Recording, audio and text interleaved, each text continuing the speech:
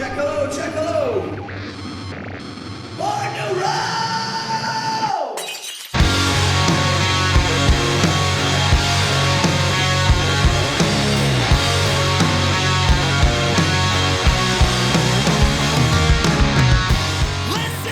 Hello, brothers and sisters. It's your buddy Luke Nil. Welcome to the first episode of Born to Roam, the podcast for assholes by an asshole.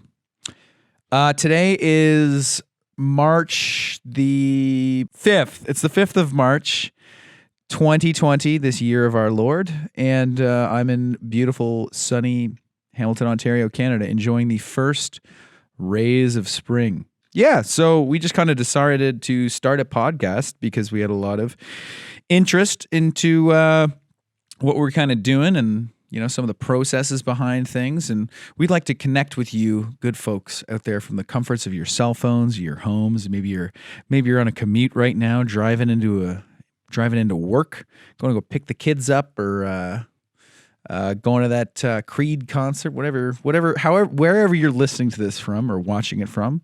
I hope you enjoy and wish you good tidings in whatever your missions are. So we're doing the podcast basically to also just kind of shine a light on what is kind of happening around here aside from music, because I don't know, it's something to talk about. Without further ado, let's get into it. A few weeks ago, we played this show, and it was actually a celebration of life at the Opera House in Toronto, and it was for our late friend Jon Box, a fantastic human being who was sadly passed away last year. But it was a wonderful night to celebrate the man, the myth, the legend, Mr. Jon Box. And we played with Sloan and our friend Tara Lightfoot, some other bands. I'm just kind of drawing a little bit of a blank here, but it was a very special evening. Very special evening. Just for a little bit of background, Jon Box was a very, very good friend of the band and helped to facilitate a number of really wonderful things for us, including a photo shoot during Master Volume with the legendary Steve Gullick, who is a British rock photographer who shot Nirvana, Neil Young, Alice in Chains, Pearl Jam, Nick Cave, Oasis, Radiohead. Pretty much everybody, shot everybody. So John basically found out that we were going to be in England, and he said, "You've got to shoot with this guy, and I'm so certain that you must, that I'm going to pay for it." And he did pay for it. And the arranged sum was £666. And we had an amazing day shooting photos with this low-key legend in the rock world. We kind of picked his brain about, you know, different people he had shot, people that we obviously, like everyone, look up to. And he was full of good stories. And yeah, that was a very special day. And as well, we have a sneaking suspicion that he was largely responsible for us getting nominated for our 2017 Juno Breakthrough Artist of the Year award. That was the time that I said "weed rules" into the microphone, and my mom was very disappointed. But we'll get into that another time. John was a wonderful human being, and it was very touching to have all these people out in support of John and his family. And I got to we played "Handle with Care" by the Traveling Wilburys, which I think was one of John's favorite songs. And Chris Murphy came up from Sloan and sang with us, which was obviously a dream come true. Sloan rules, and we grew up listening to him a lot and going to go see their shows. So that was really cool. And Tara, the wonderful Tara Lightfoot from Hamilton, Ontario, Canada, came up, and she ripped on that guitar and sang the hell of it out of that verse. So we had a good time doing that. And then I had a few bevies on board. Let it be known, I was not kind of planning on having to get back up there.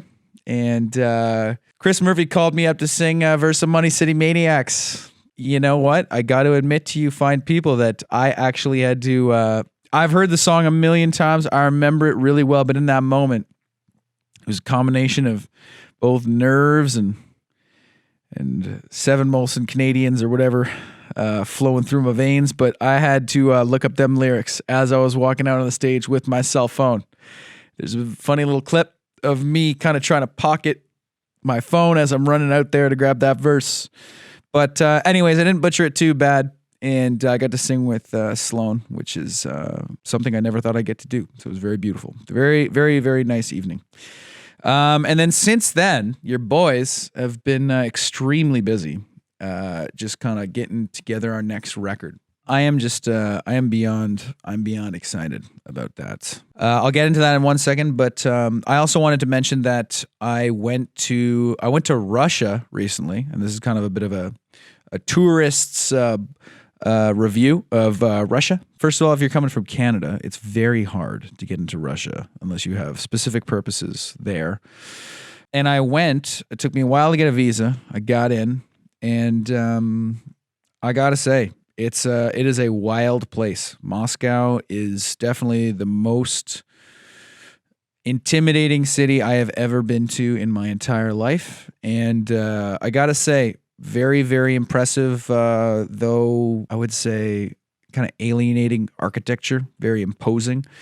But that was still very impressive. I will say though, the food will fucking kill you. So don't be casual with your food in Russia, because, you know, I ate one or two bad kebabs, guys, and I got a bit of an iron gut, so I'm all good. Just did a little heaving up later that night, but it could definitely ruin your week or your life, depending on what kind of kebab you get there. So if I have any recommendations to you, it's to don't go for the cheap food. Do not do that. Put your money into getting a decent meal somewhere, because you're playing games with your life there with the kebabs. That being said, wonderful country, a lot to see. Definitely felt a little scared from time to time, but that's all part of the adventure of traveling. So there is my idiot's guide to Russia. Go check it out. Let's see. I'm going to get back into talking about the record that we're working on. And I'm not sure exactly when this is going to air, so I'll tell you what I can about it. But we're at the very end of basically aggregating all of the material that we're going to record, and that's always a very strange place for, I'm assuming, most bands to be, because it's you've been putting a lot of time and effort and thought and obsession into getting this all together, and in some ways it's a relief, and in some ways it's kind of, there's some nervous excitement that what if this doesn't work, and what if that doesn't work, and it's a very strange brew of emotions around it that definitely changes from day to day. But one thing that I've really realized in the process of getting all of this stuff together is that there is no kind of lasting peace or lasting satisfaction with these kinds of things. I always kind of convince myself at the beginning of a crop of songs when I'm kind of struggling to write and it's taking me a while, don't like any of my ideas, and kind of keep working on them. I always kind of convince myself that there's going to be a tipping point where everything's going to feel fine and all of your problems will go away. And it seems very naive to detail that, but there is kind of a strange dreamer fantasy that occurs within my mind that will be the case once we reach a certain critical mass of material. But it never really gets there. You definitely get more confident. You feel really good about things, but you never feel totally like this thing is in the bag. But that's the whole fun of it. Like if it was, I would say that I feel a good nervous energy towards it. It's kind of but it's based in excitement, not anxiety. I'm excited. I'm just very interested to see how it's all going to come together. It's a funny brew of tunes, funny little batch, and I think it's gonna. I think it's hard to say, but I think that we're gonna sweep them all. I think Grammys. I think Junos. I think, I'm not trying to say we're gonna like permanently change the face of music, but we're definitely gonna like shift like Western culture. Like that's bare minimum. It's gonna be a good time.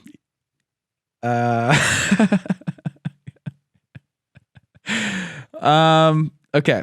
So, I thought I'd just kind of get into a few ideas, or just kind of do a little talking about touring. The touring we did on the back end of Master Volume last year, the Idiot Victory Tour that we did of the glorious United States and Canada, the touring that we did with White Reaper and the Bouncing Souls. We did a lot of great tours last year, played a lot of big rock festivals. And I thought I'd share some highlights as we're kind of looking back on 2019. I would say one major highlight was definitely we got to play this festival called Epicenter Festival. It was in North Carolina. And on that day, we got to play with the Prophets of Rage. So we met Tom Morello. That was really cool. I was surprised. I would have thought he had giant hands, but he has small, precise, strong hands for you guitar players out there. It was very, very nice. Very nice guy. Then later that day, who did we see? Hauling on a Jewel wearing his aviators, watching the band live play from the side stage, Mr. David Grohl. And we went up and we intercepted him. And we were those assholes rather. And we're like, Mr. Grohl, we just love your body of work and your contribution to music. These are actual things we said. I can't quite remember the specifics. It probably came out more like, can we? But anyways, he was very, very nice. He obliged. He took a photo with us. And I think Ross actually said to him, Dave, I love that time you went, Kiku, go Kiku, go Kiku, go Kiku.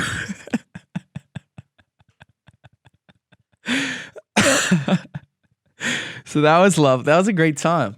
We got to meet Dave Grohl, got to meet Tom Morello, and we got to see live from the side stage.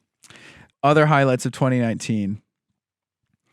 We got to the White Reaper tour was a lot of fun. It's been a while. We've got to tour with some lovely bands over the past couple of years, but every so often you get to tour with a band that you really, really, really like and that you're genuinely excited about watching them every single night. And that's not to say that we don't love watching other bands play, but there's a special caliber of band that only a few bands that we've toured with really occupy, for me at least, in my mind. Against Me was one of them. Flag was another one. White Reaper is definitely one of them as well. White Reaper, for those who don't know, please check them out. They are awesome. They are from Louisville, Kentucky. And they are a fantastic rock band. They kind of mix a bunch of kind of stadium 70s kind of Cheap Trick sounds and the Cars with some Thin Lizzy guitar action. Very, very awesome musically and great songwriting. So that was just a really, really fun and fulfilling tour because we liked a bunch of songs by them before that happened, and then we got to see them play their new album live and get to hang out and play guitars together, and it was just awesome. We had the same, musical gestation. They're a few years younger than us, but we had a very similar taste, and our sense of humor is very much so aligned.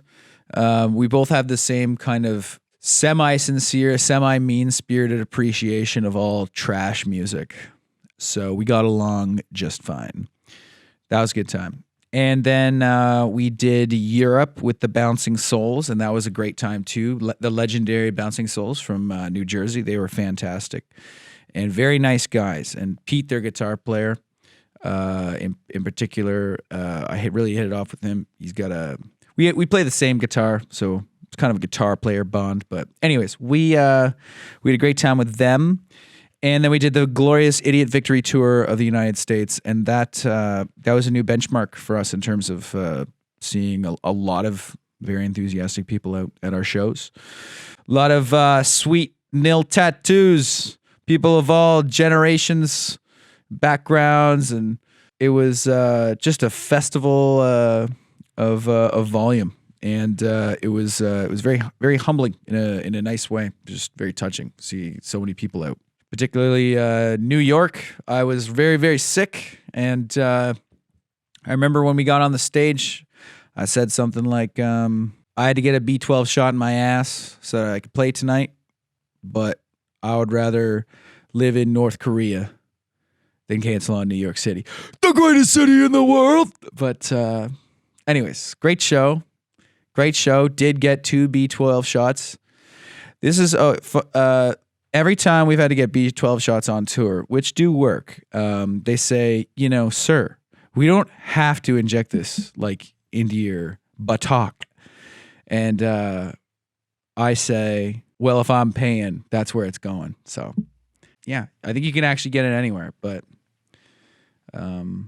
yeah, I'll just abandon that train of thought. So great year. Idiot Victory Tour is definitely my highlight, though. It was lovely to headline, see so many beautiful faces out there, and hear you guys just so enthusiastic about Master Volume, and we played some new songs, and just a really good time. Yeah, let's move on. Let's move on here. Talk about some other touring things. So on the Master Volume touring cycle, kind of developed a bit of a habit that a few members of our touring crew also developed in tandem. We kind of just started this thing. And when you're on tour and you're traveling vast distances each day, it's hard to eat right. It's hard to eat in a way that you don't feel like garbage.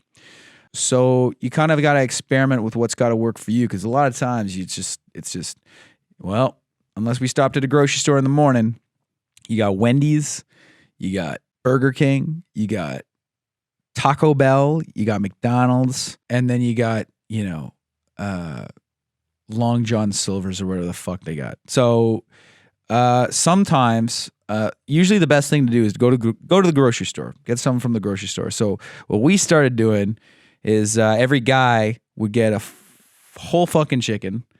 And when you're on tour for a month, I don't know, at least me, I start to use it as an excuse to de-evolve myself into kind of like a Neanderthal or like a Cro-Magnon. So we started this habit of busting out these chickens in their lovely plastic enclosure, take the top bubble off, and just crouching down in that Walmart parking lot and tearing those birds apart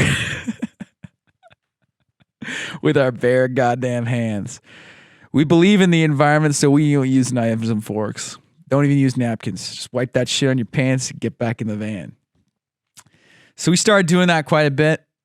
And honestly, I started feeling better. It's I'd honestly rather just like kill a whole dirty bird than eat at McDonald's. Like McDonald's is good like when it's the last gig of the tour and you got a couple of beers on board, and you just want a Big Mac and like a large fry and a fucking Shamrock Shake.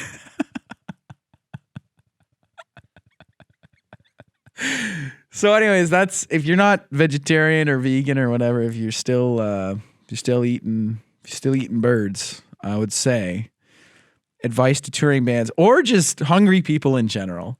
Just go into Walmart, get one of those. They're like $5, which is it's impressively and kind of scary cheap. But you get yourself a $5 dirty bird and you tear it apart in the parking lot, just crouched over it like a bunch of cavemen.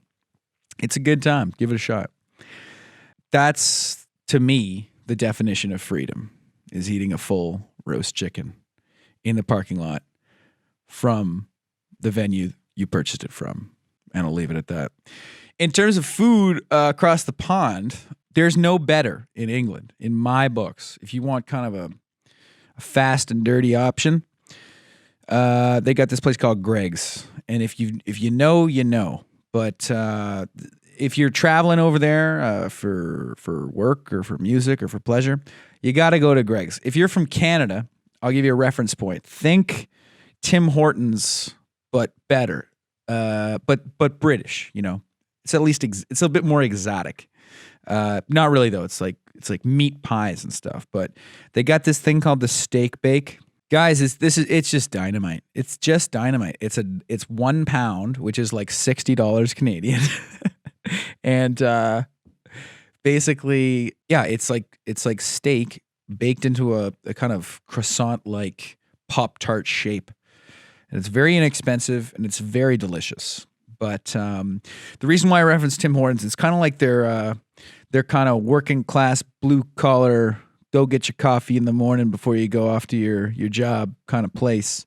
I think you're kind of equally likely to see a fight in the parking lot of Gregg's and Tim Hortons. So they have that going for them too. But a quality place. Really like the Gregg's, real cheap and just delicious. When it comes to American truck stops, though, when you're forced to do it, I don't know, man. It's pretty grim. Once you've seen it all, it starts to look like there's no options. But I get the hard-boiled eggs. I know that sounds like madness, but I just can't do the protein bars. I used to do those regularly, and I felt like shit. And they're not even cheap. So I started going to the hard-boiled eggs because they're actually, you put a little hot sauce, a little salt and pepper on them, eat them in the parking lot with your bare hands. Again, true freedom. That's probably my go-to at the truck stop. And so I guess it would be helpful for the people that don't play in bands, God bless you, to walk you through what a day on tour looks like. Because I think that there's a lot of misunderstood, incorrect mythology around what touring is like. I mean, don't get me wrong. Your wildest dreams, yes, sometimes that happens. But in general, most days on the road follow a fairly similar pattern, especially if you're in the United States or Canada when you're driving over far distances and you've got to cover some ground during the day. Here's how your day goes. You wake up. You're in your hotel room of some kind. You put on your pants and you walk down to the lobby and you pour yourself some of that hot bean water they're calling coffee. Then you check your phone, see what's going on. And if you're like me, you like that Nike Shift app or whatever it is, the Nike fitness app, you do some push-ups, you do some pull-ups, you do some jumping jacks, and then you call it a day. Put on a podcast. You get yourself ready back at the room for the day, take a shower, go down, meet everybody in the lobby, say what's up, and then get in the van, probably go get a little bit of breakfast if you've avoided that poisonous continental breakfast. I can't stress this enough. Don't eat the continental breakfast. It's fucking poison. Don't do it. Just don't, I mean, you might do it if you gotta do it, if you're just starting out and you gotta just pinch them pennies, I get it. Do it. But if I gotta eat some more of those goddamn powdered eggs one more time, that's it. I'm going to North Korea. I'm done. But anyways, I avoid that shit now. I just cruise right past it. Just cruise past the all you can eat breakfast because there's nothing to be gained, guys. There's nothing to be gained from there. If you can just see it when you're walking past, you just see the people that are there. Not commenting on the people. I'm commenting on what they're doing. They're eating these waffle sandwiches with, butter and Cheetos in the middle, and they're looking up at Fox News, telling them how the country's falling apart. Anyways, I'm not getting into that. But that's the vibe of the continental breakfast crew. So do you want to be a part of that vibe, or do you want to go fucking live your life? That's what I thought. Walk past that shit. Get in the van. Go to a grocery store. Get a whole chicken. Maybe could be a little. It's usually a little early for me in the whole chickens. That's more of an afternoon type thing. What I usually do is, I don't know. I just don't, on tour, I don't really eat breakfast, and because I just feel like shit sitting in the van, like full. Like, you've kind of got to build your day around what's going to make you feel the best in the van, because that's 6 to 8 hours of your day on average. 6 hours, I'd say, is good average. Sometimes it's 2, sometimes it's 4, sometimes it's 10. Like, you just don't, like, it changes, obviously. So You've got to do what you need to feel good in the van. That means reading materials. That means switching up the drivers. That means having a tablet with some movies or shit on it. I like to bring a book. I write a lot of shit in it. And I like to, I don't know. I try and like just do little creative things so that I don't feel like I'm just a zoo animal being taken to the next carnival town. That is up to the individual on how they get that done, though. That's part of self-discipline. You've got to make that part work for yourself. Those are just some of the things that I do. And I'm not always successful at it. Sometimes it really wears on you. But you've got to fight back against it and, listen to some music, put some podcasts on in the car, tell some stories with the boys. You got to cut it up. You got to have good... Like, I'm not saying it's always like that. But sometimes, there's when you've been on tour for a long time, it starts to feel kind of strange. So that's what you've got to really focus on in my books, is just breaking up that time. Then you get to the venue, unless you stop at a truck stop. Oh, I got to mention that. So I know I've already touched on this a little bit, but the truck stop is the great oasis on that wide open interstate highway. You see the truck stop, I'm probably going to get myself something a little naughty, just to fucking give myself some endorphins, because I've been sitting here like a vegetable on this fucking seat for like 2 hours, 3 hours, 4 hours, whatever. I need to stretch my legs and eat a Rolo. So you go into those gigantic truck stops, and first of all, you notice all the tchotchke shit that they got for sale. The Pilots, the Flying J's, all these different franchises. They're all the same. But first thing you'll notice is they have fucking swords. Why are they selling swords at the truck stop? And I'm not talking like, little knives.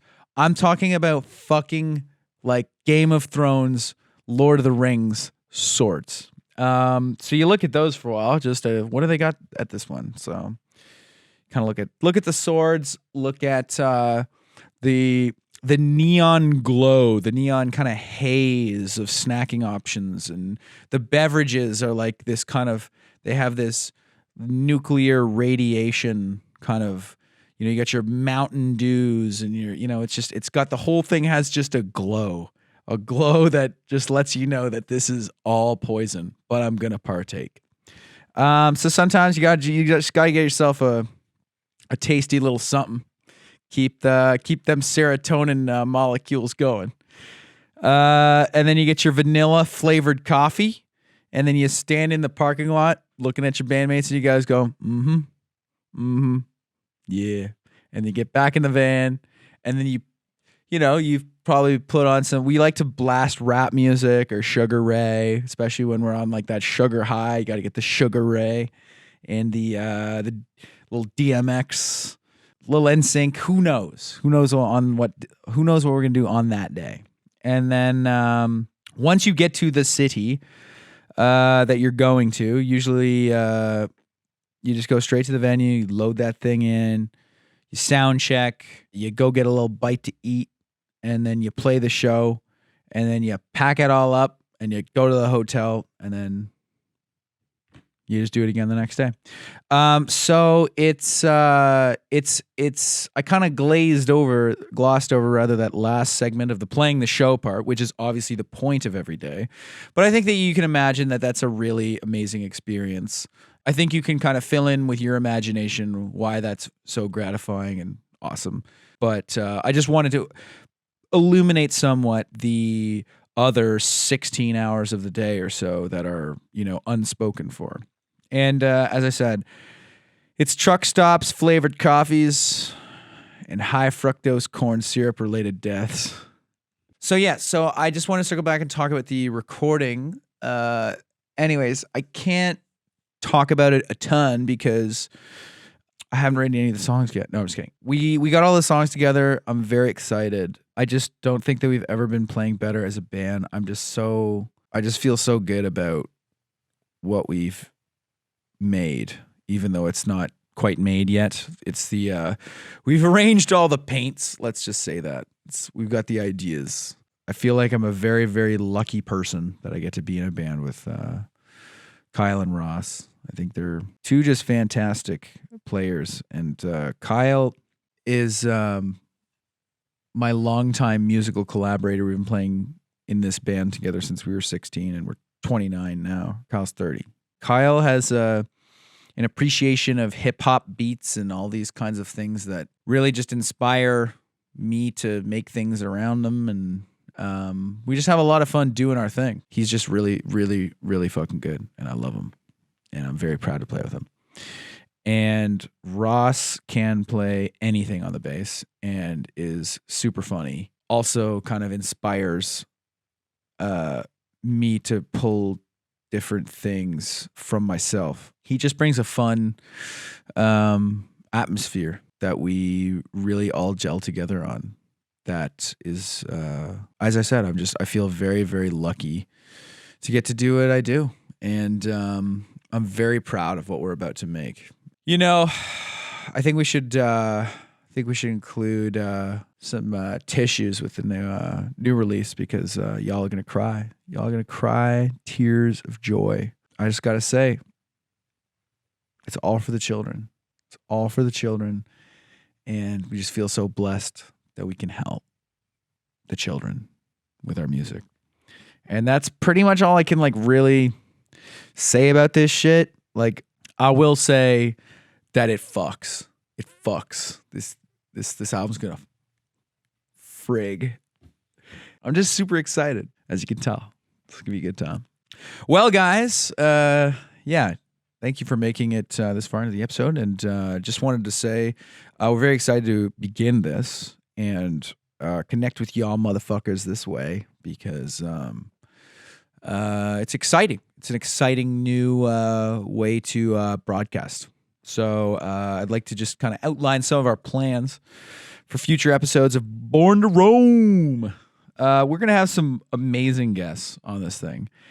And I can't tell you exactly who, but they might be Ross and Kyle at some point. And also, we'll probably have Dave Grohl, probably have Tom Morello once they respond to my emails. Should be any day now. Yeah, just huge celebrities like that. It's gonna be great. So definitely want to keep tuning in.